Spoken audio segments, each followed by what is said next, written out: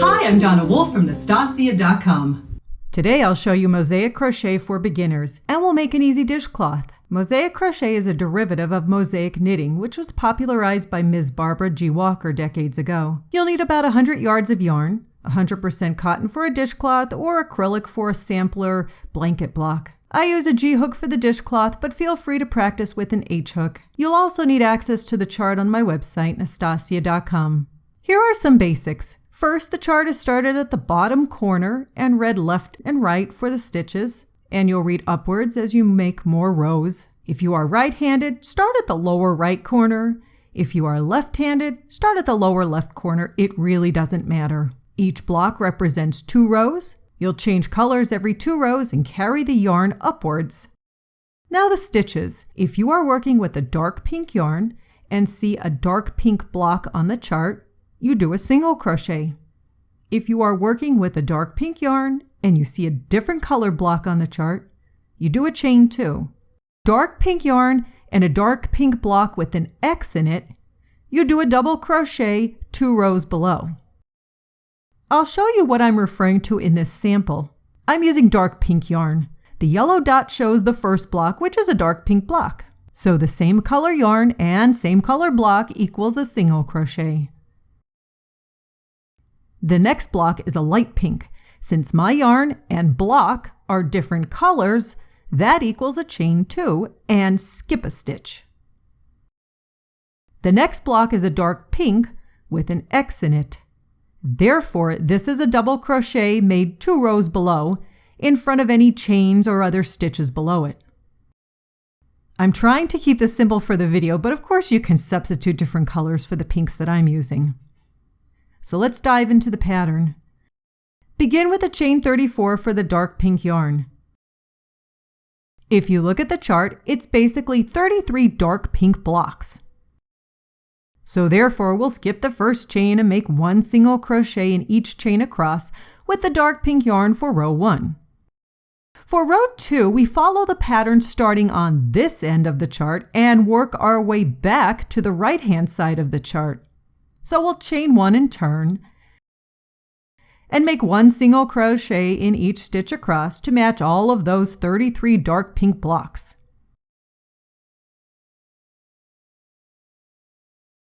Before you finish the row, on the last stitch, add the new color yarn.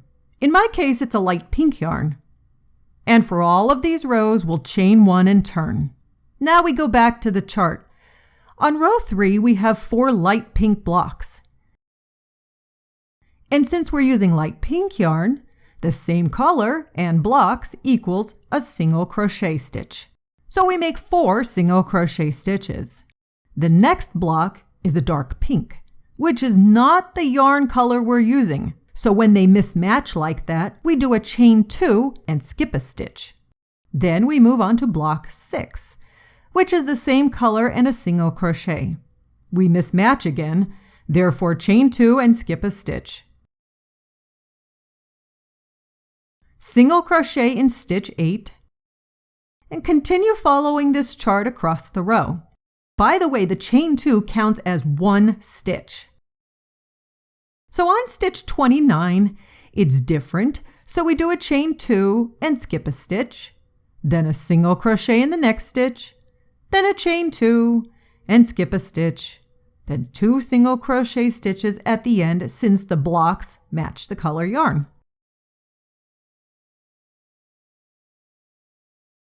Now we go back this way with reading the chart for row 4. So we chain 1, turn and proceed this way. The nice thing about the repeated row is you can kind of just look at what you made and do the same thing above it. Then a chain 2 and skip a stitch, then a single crochet and so forth. When we're at the last stitch on the row, we drop the light pink yarn and bring up the dark pink yarn from the previous color change.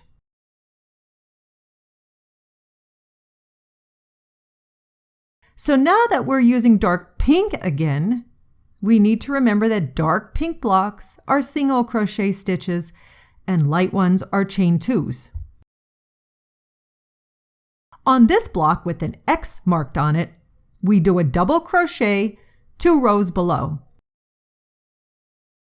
And we'll make it in front of those previous rows chain 2s. Really bring up your yarn nice and tall so that it doesn't cause curling in your item later. The next block is a different color, so we chain 2 and skip a stitch. And a reminder, chain 2s count as 1 stitch. The next block is one of those X marks the spot blocks, so we do a double crochet 2 rows below, and we continue following the chart across the row, making stitches as shown. Then we start row 6. The only difference is when we come to those blocks marked with an X. On this subsequent reading of the chart, we do not do a double crochet. Instead, we do just a normal single crochet. And the reason is we don't really want any front post type of designs on the back of the work, so we stick with just single crochet stitches in boxes marked with an X when we're working on the plain side of the work. And at the end of this row, we'll drop the pink yarn and bring up the light pink yarn. And then we turn and follow the next row, doing single crochet stitches for same color blocks, chain 2s for different color blocks, and double crochet 2 rows below for X marks the spot blocks. Then just single crochet over those X boxes for the second time back. Feel free, once completed, to put a single crochet edging around your dishcloth if you wish to kind of conceal those carrying up yarns. And that's the basics of one of several techniques for mosaic crochet. Thanks so much for watching my video. Please subscribe to my YouTube channel to get notified of new videos from me each week. And if you liked the video you just watched, be sure to check out my next video, which I think you'll like very much.